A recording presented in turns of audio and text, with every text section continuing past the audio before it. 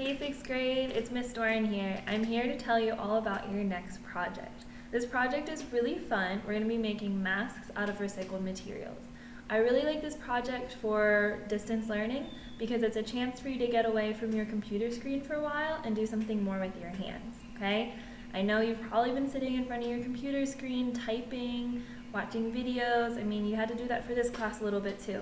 But this will give you a chance to get away from your computer and do something a little more interactive, okay?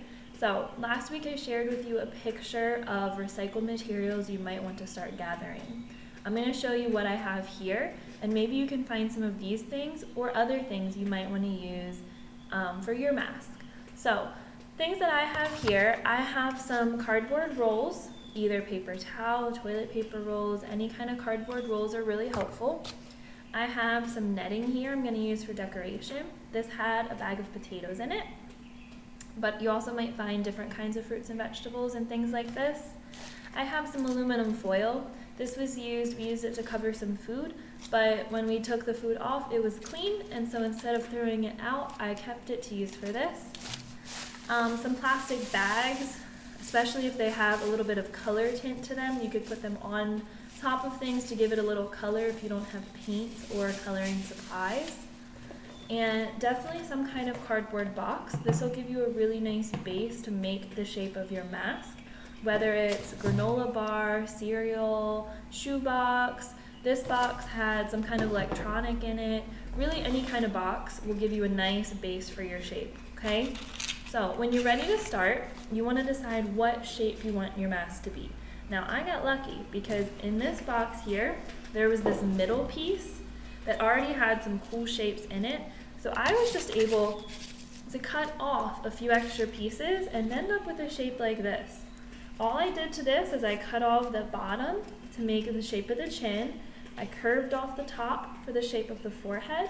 And then it already had these cool little half circles there. So I just cut off these extra little pieces and it already had this here. So this is my mouth. I mean, use what you got.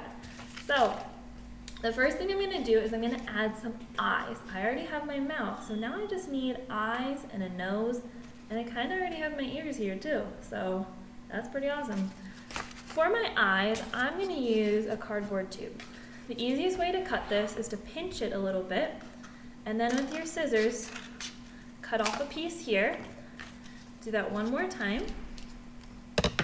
And then you have 2 eyes.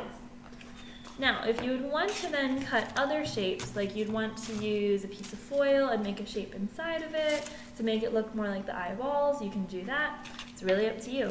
For my nose, I'm going to use some foil. I'm just going to make kind of a cone shape here.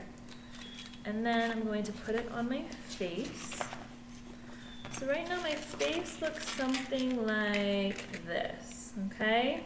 I didn't glue anything or tape anything down yet.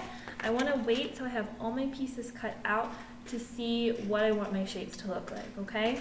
So remember your requirements are you want 2 eyes, a nose, a mouth, ears, and some kind of decoration, whether that is hair or a neck, or you just want little circles for the cheeks, or you want eyebrows, okay?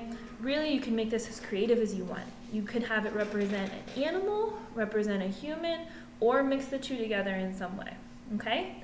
So after you have the base of your mask, part 2, what we're gonna do next week is we're going to add the decorations, okay? So I can't wait to see what you guys come up with.